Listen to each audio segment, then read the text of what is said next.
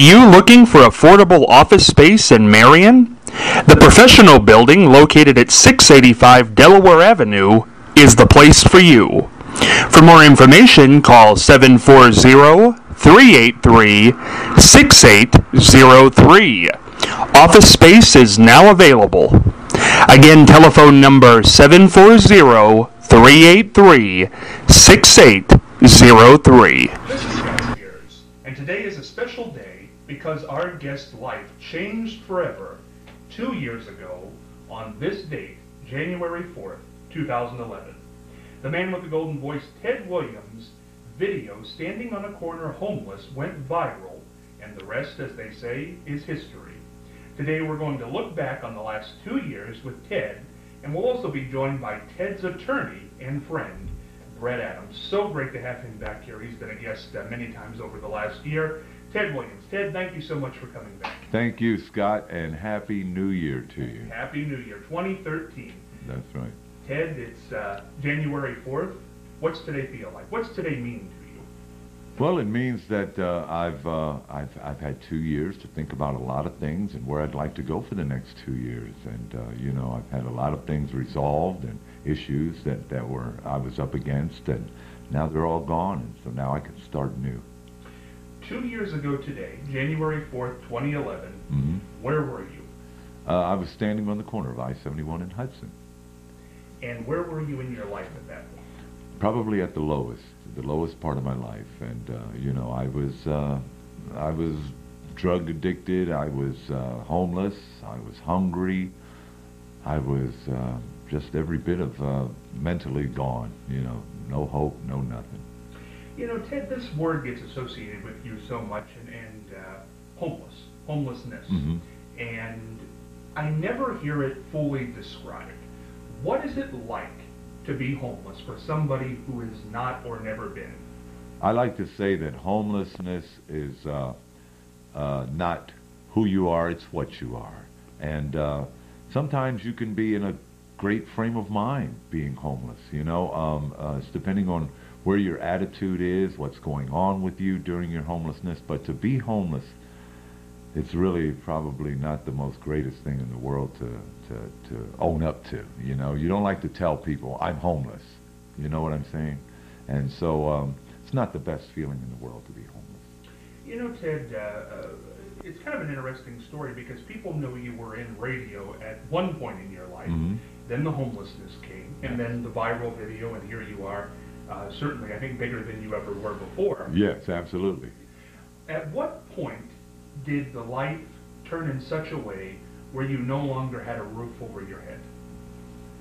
1993. I'd separated from my children's mother, you know, and so I didn't have nowhere to go. You know, I was a very codependent person at that time. Relationships were very important to me, you know, and not to have a relationship and not to have a place to live just took me to the pits of you know, psychologically I was messed up. So I just went to the nearest shelter. I went to the nearest Friends of the Homeless in Columbus, Ohio, and they helped me. They gave me certain support groups to you know, to find out where I could get some help for clothing and all kind of things. The drug addiction, I went to the SNP program, the Solutions and Possibility program. I was trying to address sobriety back then, you know, with the wrong notions of getting my girlfriend back, you know, getting my family back, you know, getting my job back, but I didn't get clean for myself. From 93 to 2011, 18 years, you were literally homeless. Does it become what you are, who you are? Do you think about the day when you can get back to work? Did you apply for jobs in that period? What was that 18-year period like? I had accumulated a big criminal record, so I pretty much didn't trust the fact that I was going to be successful at gaining some kind of employment, whether it was in radio or anywhere else. So I just applied myself just to get a job. I worked all my life. I went to McDonald's, Burger King. I mean, I was the voice of Burger King for a while, you know. Thanks for coming. Would you like fries with that? You know, that kind of thing. So I had a great time, you know. Customers really looked forward to coming through on my shift, you know. And so that was it. You know, I was okay with that. You know. Before we get away from this, I know one time we did a radio interview, and I kind of want to recapture that. Homelessness, what do you eat? Where do you sleep? How does that all work? I want to say wherever I laid my hat was my home. I mean, if it was under a bridge at that particular night and I didn't have any money and I was on my last $20 piece of crack, that's where I laid my head. You know, if I went through car lots, checked doors, see if they were open. If in fact they were open, I'd sleep in an abandoned, in a car, wake up in time before the employees came. Bill Swad was my lot of choice.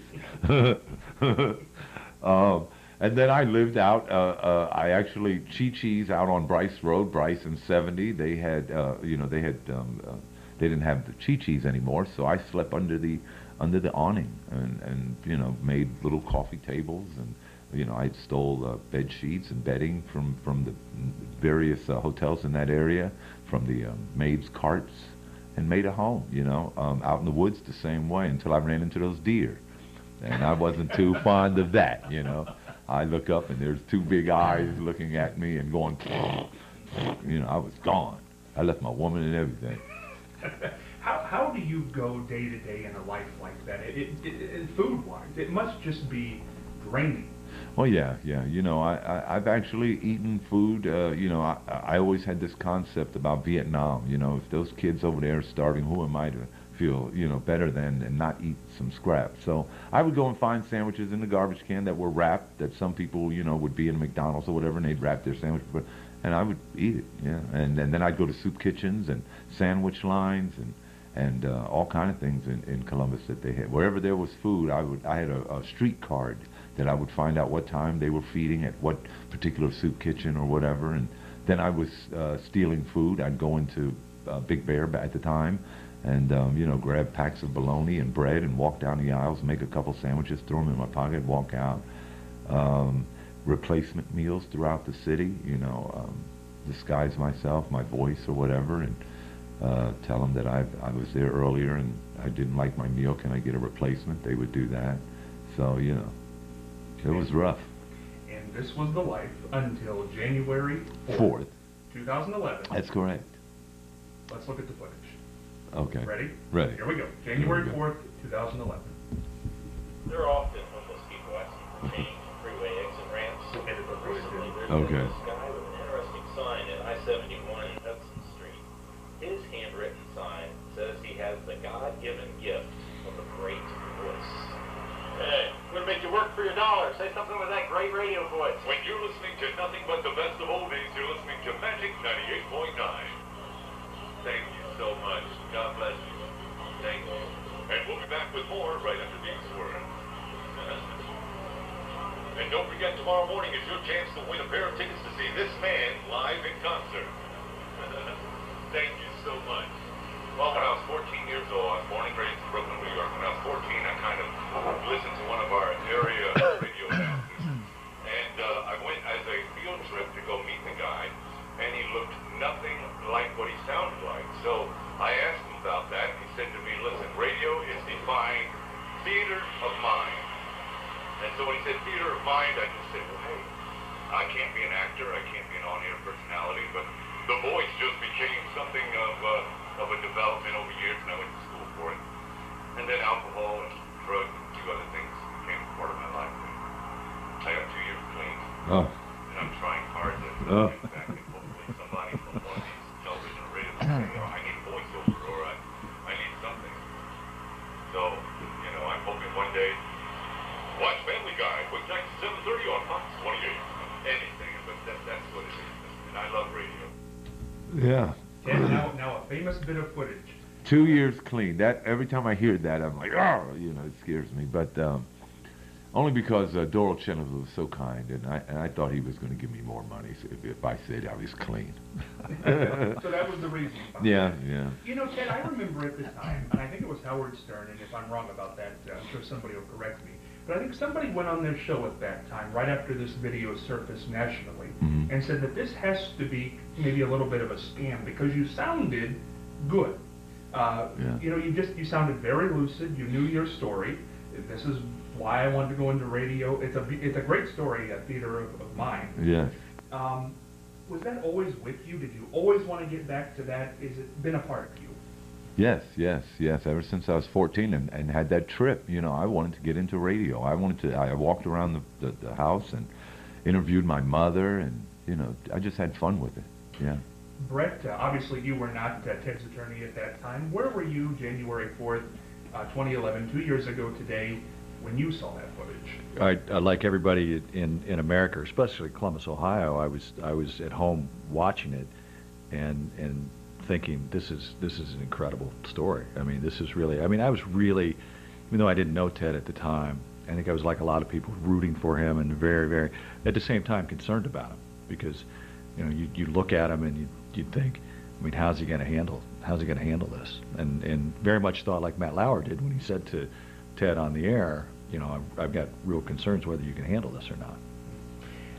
Was it interesting that it was happening in your city? Because that's what I always found, you know, 45 minutes up the road here. It was, and I had a lot of people, because my practice is nationally based. I had a lot of friends from around the country talk to me about it, and ask me, hey, that homeless guy, he's from Columbus, Ohio. I mean, it really was interesting to have people around the country talk about it. So Ted added a little bit of flavor to Columbus, Ohio. He absolutely did 2 years ago today. Ted, I've never experienced this. I don't know if Bret has or anybody else here. How do you go from total obscurity, living on the street, to worldwide, certainly out throughout the American United States, Canada, fame? What's that feel like? And like it feels fantastic. It feels really fantastic. And what's more fantastic, and let it be said, is that early on, as you mentioned, I wasn't able to take a lot of things the way they were presented to me. I didn't know what I was doing. I was signing things that I had no idea about. And I have faith in God, and I prayed that something would change. And believe it or not, he led me to Bret Adams. And since then, it's been phenomenal success. And I want to get to that story as we go along, because I want to talk a little bit about how this relationship started, because I know it's been a great one for Ted, certainly. But I want to talk about a few other things. In the beginning, we kept hearing, Ted, that you were getting all these job offers. I remember, obviously, the Kraft one, which is you're still today. Yes. I remember there were things about the Cavaliers. That was a big one that had presented itself that people talked about. I remember MSNBC, they said it asked you to do some voiceovers. Some insurance companies. I remember there were a lot of people just really, what happened there? Because for a while after that, we didn't see you for a while, certainly after Dr. Phil. Right. Well, I did go into treatment and then fell off the radar. Thank goodness for Charlie Sheen and Lindsay Lohan, who pretty much kept me under radar, so to speak. But I went to Dr. Phil, and I was being poorly managed, you know, by a group of people, not just one person, but a group of people. And Dr. Phil was a little fed up with me, and that's when I came to meet this man right here. And that was around May, you know, April, May. I wasn't doing very well, you know, addiction-wise, nor was I fielding any great opportunities because of the way things were handled, management-wise. As far as those jobs that presented themselves early that we, the public, heard about, were you hearing about them, the Cavs job? Were things being presented? No. There was a lot of things that hadn't been offered to me, you know, verbatim or anything. They were just things that were being fielded by other people, and they kept a lot of the things undercover. As a matter of fact, there were monies that were allocated that were taken as a result of some of those opportunities. So, and I had no knowledge of. I went to treatment, and the first time, and there was so much different, you know, things happening that I had no knowledge of. When you look back at that first 2 to 3 week period, the end of January 2011, what do you feel was the biggest mistake you made? Not getting an attorney early on, not getting possibly Bret Adams, or not getting the idea that I needed an attorney. I thought the people that were with me at the time could do everything because of their previous experience in you know, music promotion and so forth. I thought they had that pretty much handled, and I didn't know. People from time to time, man, you need to get you a lawyer, man. You need to get you a lawyer. Till I've heard it so much that I just prayed for it. And I happened to run into an old attorney friend of mine who helped me out in many criminal cases that I've had. And he said he wasn't in that line of work, but he said, give me by the end of the day and I'll have somebody for you. And I called him, anxiously, hey, did you get anybody? Yeah, there's a Bret Adams. Does that name ring a bell? No, sir. Well, Bret's not the type of attorney that's going to chase you down. You have to call Bret. Bret's not going to call you. I jumped on that phone quick. I did. Bret, when you got that phone call, what did you think?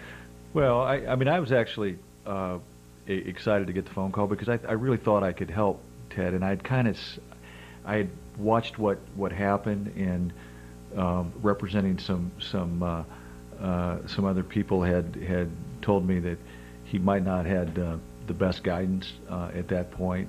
I'd actually heard some of the stories. Ted had been in and out of rehab, and we sat down and remember we met at the Starbucks in Bexley, and Ted was very, very personable, great guy to talk to, but I knew something was wrong at the time because Ted was still using, and it took me probably 2-3 weeks for me to get into his confidence where I could really forcefully say to him, Ted, I'm not going to represent you if you're still using. You've got to make a decision here. You've either got to go back to rehab and get clean, because I'm not going to stick my neck out here and follow up on these opportunities only to have you fail. And to his credit, he committed to the full 90-day program at the Origins Recovery Center in Texas, and that was all Ted. That wasn't. He made the decision. He gives me a lot of credit, which I really appreciate. But he's the ultimate person to make his own decisions about sobriety. When you started to look at his business opportunities and what had happened and what might have happened, what could have happened, this is May. January was the big radar shot where Ted became known nationally. What did you think when you looked at his business? Well, first of all, I was very disappointed because there were a lot of opportunities that were simply missed. There were phone calls that weren't returned. There were opportunities with MSNBC that were gone. They were just gone. I couldn't even fix a lot of those relationships. I was able to fix the Kraft relationship and some other things that had fallen off the radar, and Ted had lost a little bit. There was some people second guessing and questioning what he was really going to be able to do, and all that changed when he came out of rehab. He was ready to go, and we were able to get back in the game on a lot of these opportunities, and Kraft stepped up, and they're stepping up now with this foundation. Kraft's been fantastic. They've used him in multiple campaigns. Ted continues to do a lot of voiceover work. Radio opportunities. Today, with the Today Show appearance, as always happens, we had over 100 emails in the first 3 hours of business opportunities, speaker bureaus for Ted, and it was a good business day for Ted with that piece today. The Today Show, it's national, it's international exposure. And we'll take advantage of those. This was a good day for Ted Williams from a business standpoint. Is there anything, and I know we're just hours removed from it at this point, is there anything you saw today come on the radar that you said, this is really good, this could be a good fit? Well, speakers bureaus. Two national speaker bureaus called today or followed up, and that's where Ted, I think that's where Ted's future is. It's not. He's got the great voice, but he's an inspiration to so many people. And a lot of those emails today that were not business related were stories about how he impacts people and keeps them going, because if he can stay sober with all the pressures that he has. Ted has a tremendous amount of pressure, family pressure, old friend pressure, which he handles really well considering all the outside influences. And but getting him out on the speakers tour, and especially the collegiate tour, where a lot of these people remember the viral videos, because his message is real. And I represent a lot of other people that speak, but none of them have the impact that I've seen, because Ted he has no canned story. When Ted speaks, he's telling the truth. I mean, it's reality and it's raw. And we did an event in Chillicothe for a homeless venture a couple weeks ago, and I mean, he just mesmerized. In fact, I'm at the back of the room saying, Ted, okay, you've gone an hour, 15 minutes. we got to leave, because his stories are so real, they're so raw, and he does a really good job conveying it. Here's another misnomer about Ted. I mean, when you look at that video, people look at Ted and think, I mean, that guy. I mean, obviously you're not very smart to be in that position. Ted Williams is one of the most brilliant people I've ever met in my life. He's funny. He's humorous. He has a memory like any other person that I've ever met in my life. I mean, and he's really he's a very intellectual, well-read person that you don't get that. If you look at that video, you won't get that impression until you sit down and talk to him, or he speaks and you have the opportunity to really talk to him. What has happened, Bret, over the last 2 years? Because I would venture to say that most people seeing that video this morning on the Today Show probably have the same two questions, and they followed for the last 2 years, and that is, what are you doing now, and are you on any kind of drugs or alcohol? That seems, you don't hear the well-read, smart, intellectual, good worker can tell a mesmerizing story, and I can vouch for that. I've been there for that. Why is it still these two questions, even in the media? And I think the Today Show has been favorable media, but even they kind of talk about it when they tell the story. This morning, one thing that caught me off guard in that piece was they talked about kind of a rocky relationship still with the family, which you just alluded to. Why are we still there? Well, that's a tough situation for me, because Ted and I have a lot of conversations about, and I think he respects my honesty in saying this. Ted has, and not an amateur psychologist, but I've witnessed this. There's a lot of guilt that Ted wasn't there for his kids, and there's this always desire to please them, and there's always requests that I think are unfair to Ted, especially monetarily. And I've said Ted many times, Ted, I have no issue telling them no,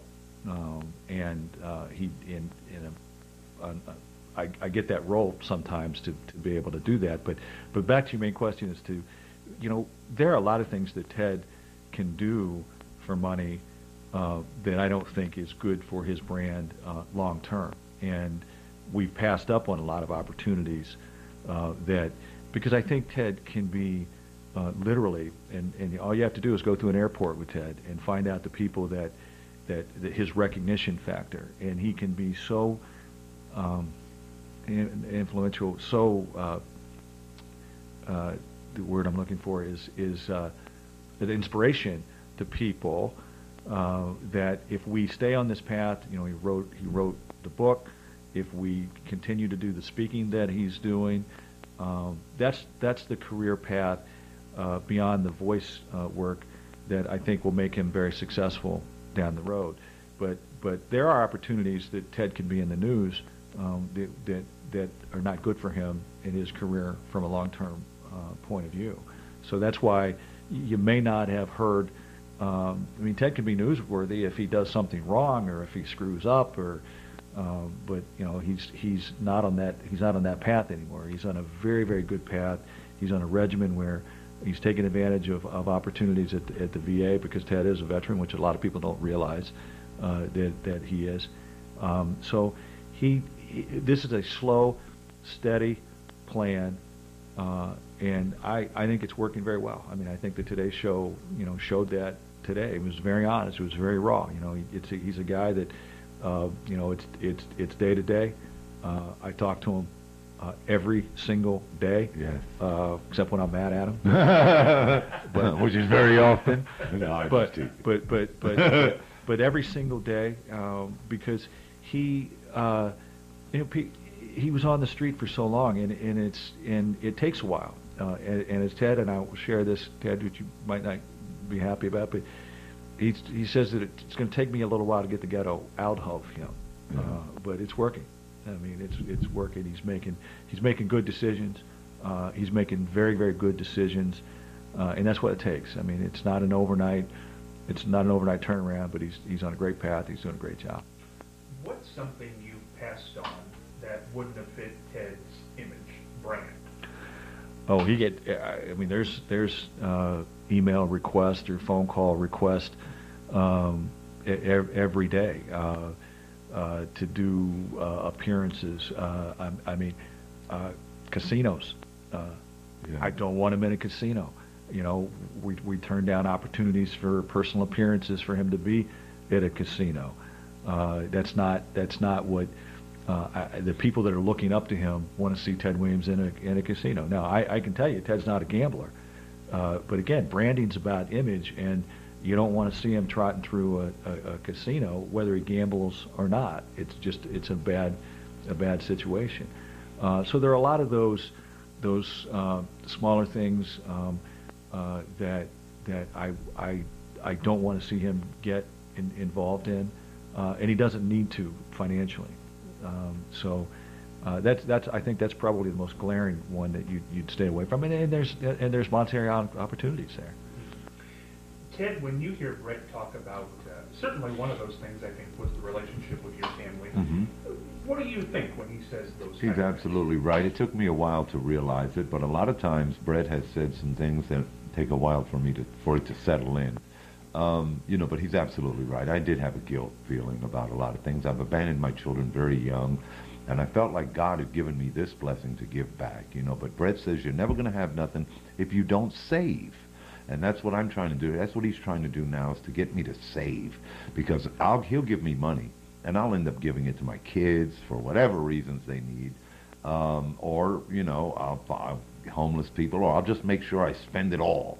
I don't have no way of holding on to money, because as he mentioned on the way up here, Scott, he said to me, he said, Ted, I realize that you're so used to getting money and spending it as soon as you get it over a period of years, that it's going to take just as long for you to get into the right way of saving money, investing money, seeing your money, not just giving it away. I've got a great Ted story of giving away, because the guy, he is so generous that if he had $500 in his pocket and we were out on the street. Now, New York is the perfect example. We were there for the book tour, and we got off the plane, and I'd give, want money in his pocket, give him $100, and we walk outside the hotel. We checked in, and I said, Ted, how much money you got? And he had literally given two homeless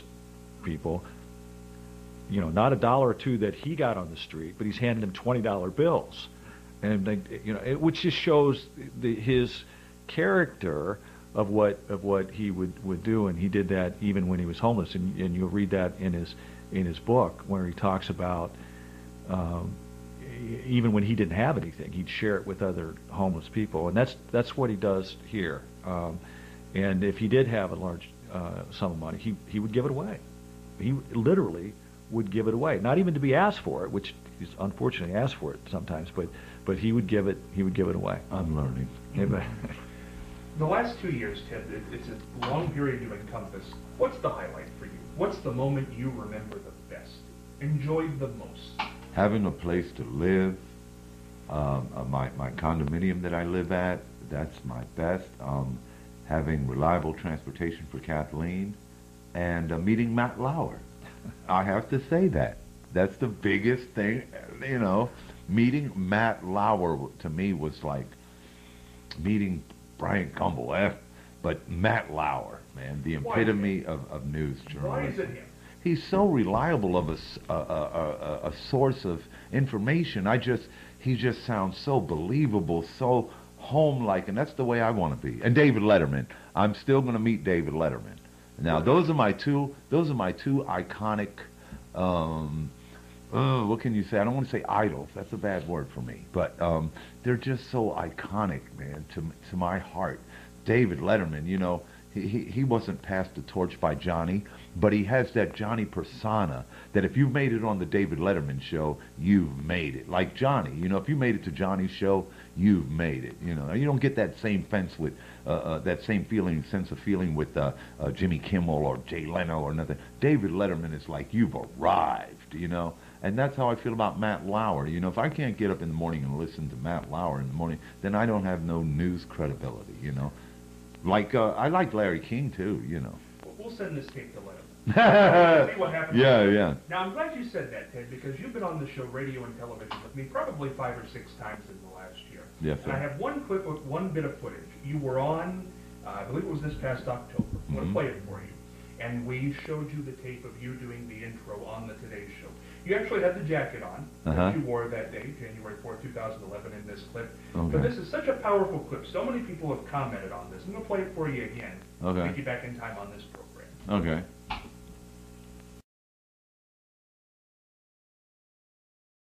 That we talked about the bidding war with your mother, which was Yeah, crazy. that was outrageous. But you made it to the Today Show, and that morning you Yes. did the announcing. Live from Studio 1A in Rockville. Oh, you're going to show me that? Let's go to it. Let's go to it. Why did I think you were going to do that after I said The man with the golden pipes. 2 days ago, Ted Williams was homeless. Now, thanks to this viral video and his amazing voice, the job offers are pouring in. And he's even helping us out today, Thursday, January 6th, 2011. From NBC News, this is Today with Matt Lauer and Meredith Vieira. Live from Studio 1A in Rockefeller Plaza. And welcome today on this Thursday morning, except for the fact you get the order of the names wrong. I thought Ted Williams did a great job. That wasn't his fault. Good. That's the way it was on the script. You need proof that life in this country can change overnight. Look no further than Ted Williams a couple of days ago on the streets of Columbus, Ohio, asking for money from strangers. He said he had a God-given gift, and you know what? He does. He sure does. He's on our couch this morning. We're going to get to talk to that man. And in so just a many little people while. have said, you know, everybody deserves a second chance. You meet right. this guy, and this is somebody who sure does. It's a great moment. Actually, there was a nice moment in the audio booth when you came in to meet Ted. He for the was first time. recording. Yeah, let's take a look. All right, thank you, sir. All right, man, what a class act, man. He's the best, man. His smile and everything's so genuine. Just like I thought it would be, man. God, thank you, Jesus. All right. Who was he talking about? I don't know. I have no idea. It's a little delusional there. Oh, that's nice for our guest. That's good. Ted, I'll be doing the interview. Don't worry about it. You became emotional on that one. Yeah. Tell me about that. Man, meeting Matt Lauer, I might get emotional now, but meeting Matt Lauer was like God had answered a prayer of mine, like specifically. You know how you might pray for everybody and prayers get answered and you never really can put a nail on one to say, hey, my prayer's been answered. But that was a prayer that I had really I prayed one day that I would possibly do the opening for the Today Show. I really did. I'm telling you, Scott, from the heart. I really did pray, could I possibly do an opening for a show or a night? I used to always try to, excuse me, I'm sorry, man. No, it's fine. I mean, my goodness, and how well you did it. I mean, it was amazing. Yeah, it was like God, gave me that shot, man. And it was like a dream come true, a blessing, a prayer answered. And I really enjoyed that because it was just 2 days before this, Scott. I was laying on a floor, and I was watching the Today Show, and I was just doing what I do normally when I hear that the other VO's voice, and I would say live from Studio 1A in Rockefeller Plaza. And my girlfriend Kathy, who's here today, she said, "Oh, stop all of that. It's never going to happen. You know, those are dreams, pipe dreams, and all." And 2 days later, I was doing it. I couldn't believe it. It happened. It was like, wow. You know, I tell you, Ted, looking back at that footage, that is one of my favorite moments on this show with anybody because it was so real and so raw. Why does that bring out such emotion for you? Man, it was like I went. It's like what is it, Dorothy? When the house comes in and she wakes up and she's in Oz. That's the way I felt. It's got to be. I mean, Scott. 1 minute I'm standing. 2 years ago today, I'm standing on that corner, and then the very next day I'm live from the studio. You know, oh my God, I don't know how to explain it to you. But It's very emotional to me. I could see it was. Yeah, Meredith Vieira and Al Roker and Ann Curry. I mean, come on, it doesn't get any better than that.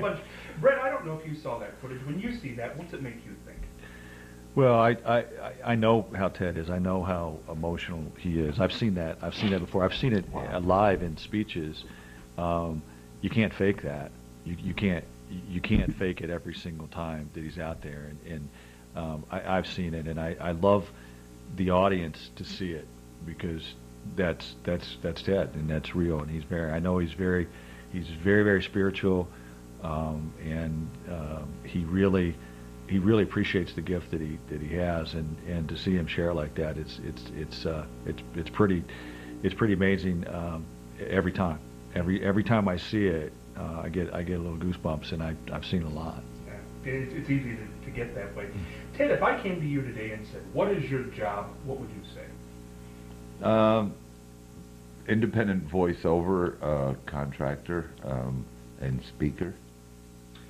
We know now that some offers have come in from speakers bureaus. That's great. Where do you want to be? In 2 years, I'd like to have my own radio show syndicated on someone, whether it's iHeart, whether it's nationwide, Radio 1. I want a syndicated radio program. So that's still in your blood? Yes. It's still there. Yeah. Bret, do you think it's a possibility? Absolutely. And that's part of the plan. That's part of his plan to get back into radio. We're talking to someone. We don't have the deal totally complete yet, but I think you'll read about that here soon, and have his own show. That's what he did. He was very, very successful doing it in the past. The advantage he has now is he can get these national guests because they know who he is. And I can tell you just from the bookstore, NBC was having Ted. You remember when we were in New York, and the NBC had a premiere of all their shows. There were people, major Hollywood stars, that were yelling across the street to Ted. In fact, and I can't recall his name, but the star of Weeds, came across 53rd, came across the street to meet Ted Williams, to take a picture with Ted Williams. I mean, it was incredible. So he has that built-in advantage for the name recognition, to be able to get guests that a lot of radio hosts. And I'm going to have you on my show. Well, I hope so. Bret, one other thing I want to ask you is, if you had to describe Ted to somebody, just flat out, Ted as a person, what would you say? And you get to be for this. Yeah, you get to be here for this, Ted. Okay. One word? Or give me one word. You can comment a little bit if you want. We'll be back with more of Bret's comment right after these words. No. Interesting. That's good. Interesting. Very normal, outside of what a lot of people see. He's a great guy. He'll give the shirt off his back to anybody. In fact, too much. He is so sociable, so friendly, so outgoing, so embracing, so loving. Loving, actually, if I had to go back, it would probably be a loving human being. A loving human being. We talk about the voice all the time. What's the greatest attribute of this man?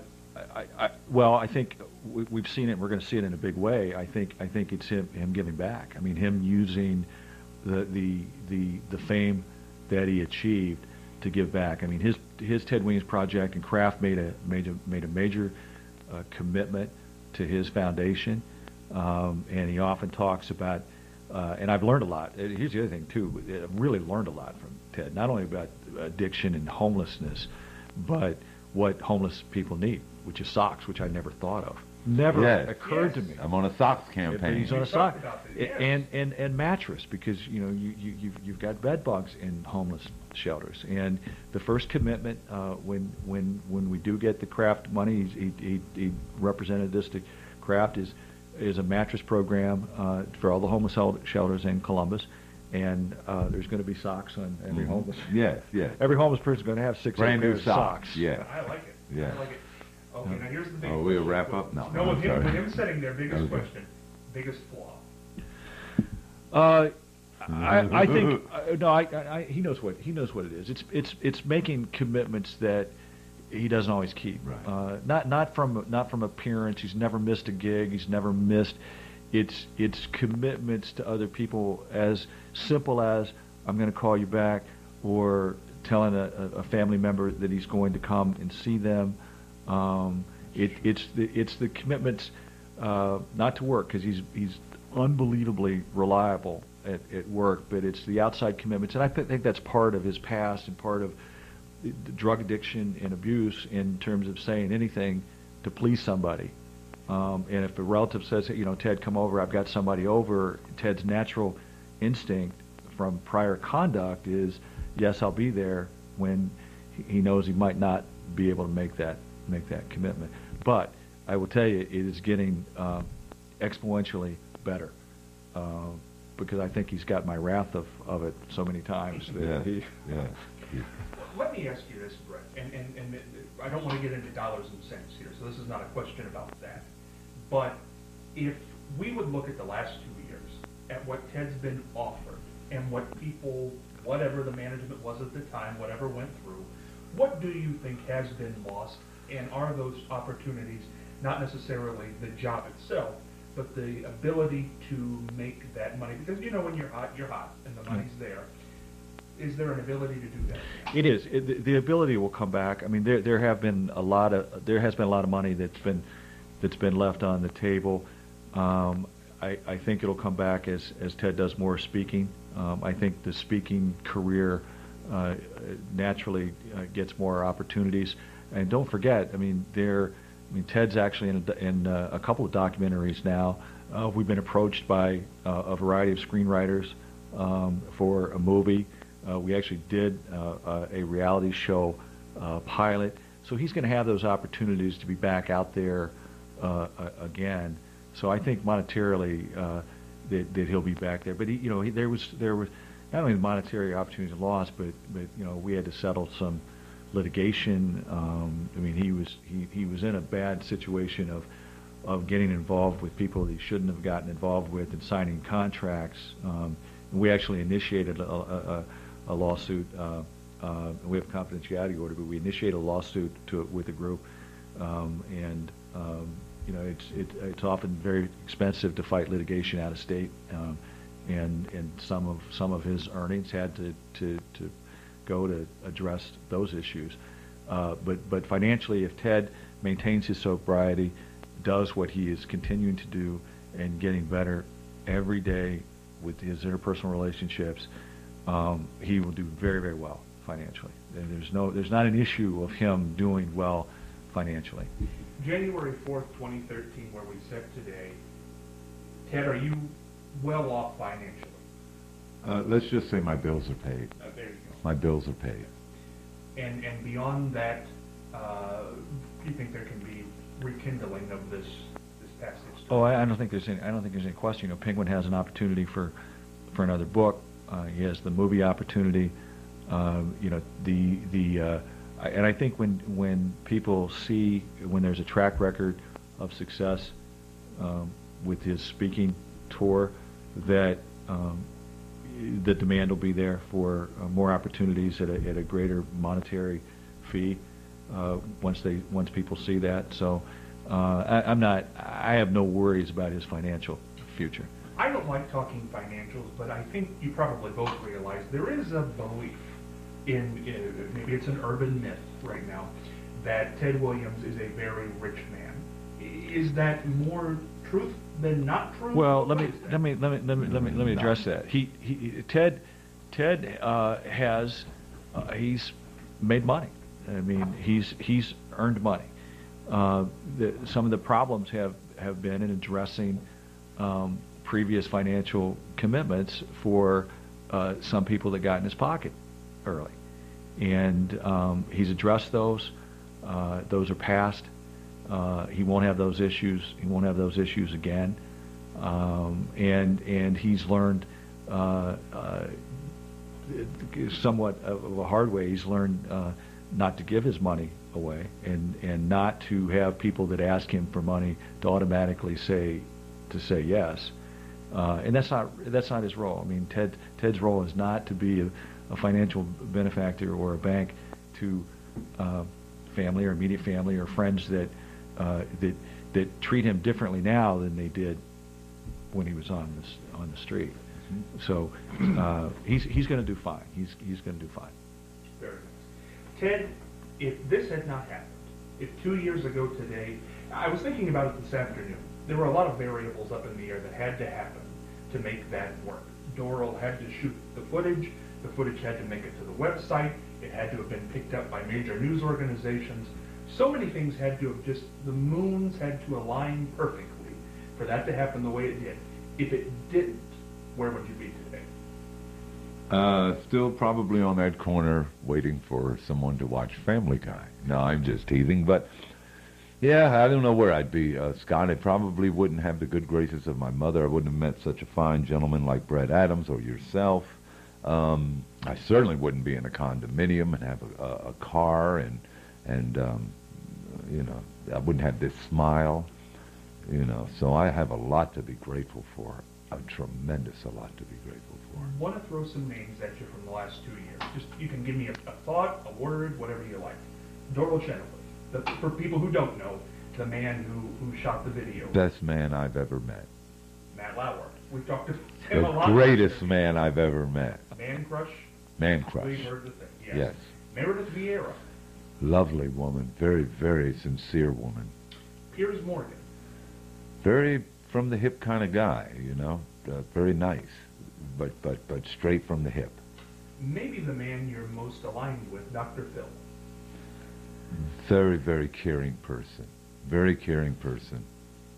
You smiled there, Bret. Why did you smile on Dr. Well, it's been a love-hate relationship. Yeah. But it's funny because Ted, once he got through the initial, as he refers to it, exploitation, and maybe there was a little bit of that.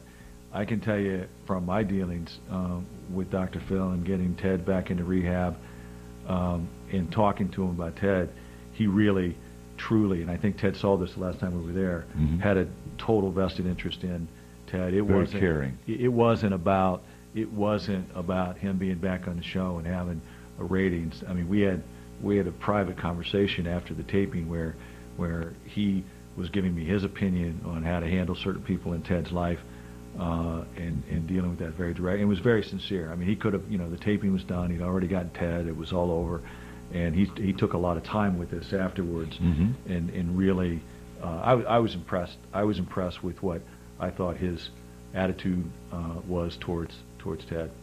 You know, something interesting happened when I was preparing for this interview, Ted. We've shown lots of footage on this program, certainly since January 4th, 2011. And I'm not aware if you had seen this. This was taped by a very famous comedian, Vicki Lawrence. Oh, yeah, I've seen it. Have you seen this yes, footage? Yes, I have. Very unfaithful. Yeah, I want to play it for the audience, maybe who hasn't seen it, because it's a Have you ever seen it? I haven't seen it. I haven't seen it. Maybe we can sue her. I thought about it. And it was on Dr. Phil's show, as a matter of fact. Did he play this? Let me play. It's a very I don't like peculiar.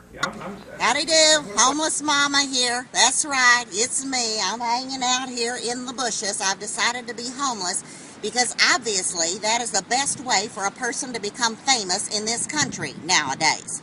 So, here's what I'm going to do. I'm going to take this stupid ass sign that I have made out to the street there, and I'm going to wait for some bozo to drive by and hand me $1, and then I'm going to thank him and say, God bless you. God bless you, in the sweetest, deepest voice that I can possibly pull out of my ass. And you know what? Next thing you know, I'm going to be famous. I'm going to be all over the TV. I'm going to have all kinds of people asking me to represent their products. People like, I don't know, Super Polygrip or Depends. I would be a perfect spokesperson for Depends. And I'll tell you what, it's not easy out here. People don't want to give you any money because they think you're going to go get some booze or some drugs. But I'll tell you what, I need some off. Mosquitoes out here, and they're spreading that West Nile virus. I hate them little bastards. They sneak up and suck the blood out of you. They're like lawyers with wings. And could somebody please tell me how a homeless man is the perfect spokesperson for Kraft macaroni and cheese? What, is he out here in the bushes boiling his pasta? I don't think so. First of all, you're supposed to eat the stuff, not freebase it. Hell, if he'd have been drinking milk and eating some cheese all these years, that bozo might have a few of his own teeth left. I'm surprised Garnier Fruit Teeth didn't get in touch with him, because, boy, that hairdo was sure something, wasn't it? Anyway, and I love him on the Today Show, telling him how I've been watching this show for years and years. Why, way back when Jane Pauley was on the air. What the hell? I thought the man was homeless. Apparently, he's got direct TV hooked up out here in the bushes, for crying out loud. Anyway, the moral of the story is, children, you don't need to go to school. You don't need to study and get an internship and work your way up from the bottom and work hard to get to the top. No, just get your ass out there on the street. Next thing you know, you'll get to meet Kobe Bryant. I would like to meet Kobe Bryant. And I'll tell you what, Kobe, you get a hug from me, I guarantee you I'm going to smell a hell of a lot better than that piece of junk, because I will have taken my Calgon bath. Another product for which I would be perfectly suited to be a spokesperson. Oh, kiss my ass!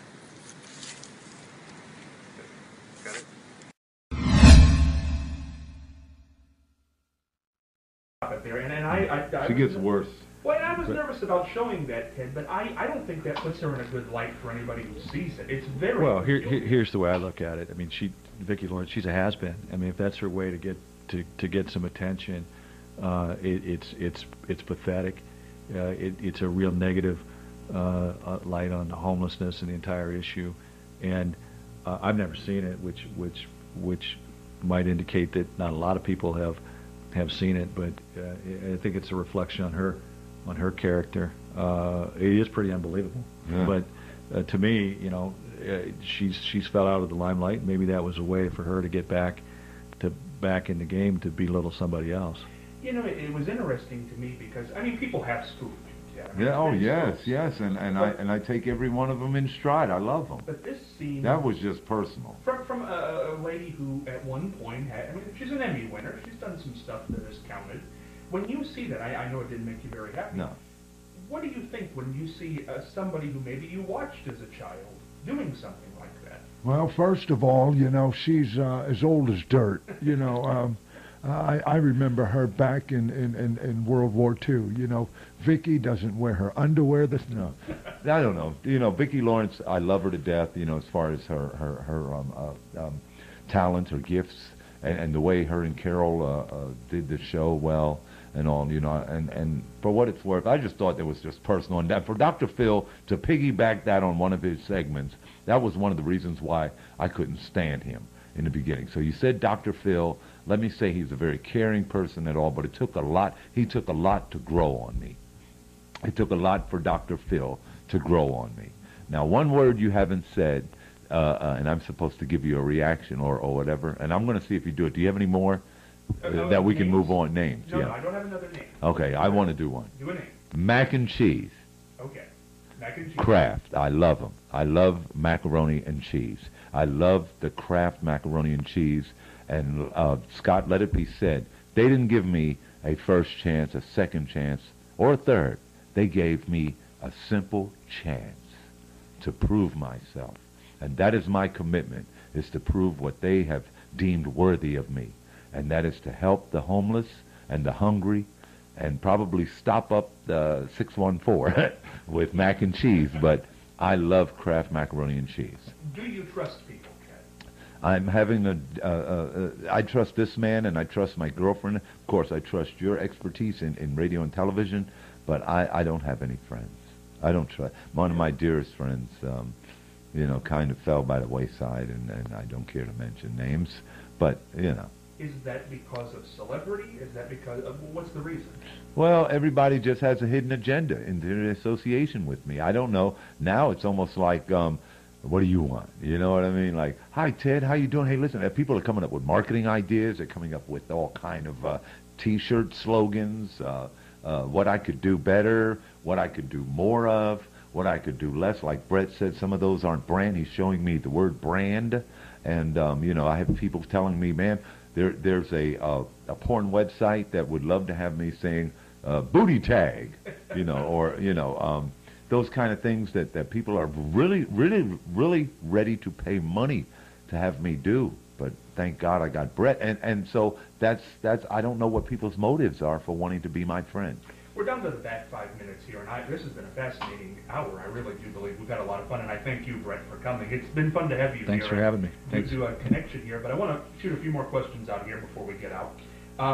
What do you want to accomplish before you leave this planet, Ted? Which I'm sure is going to be a lot of years. Your mother's in her 90s, so I think we have you for a while. Yeah. What do you want to accomplish? I'd like to make sure that my children are well taken care of, and you know, make sure I set on that path.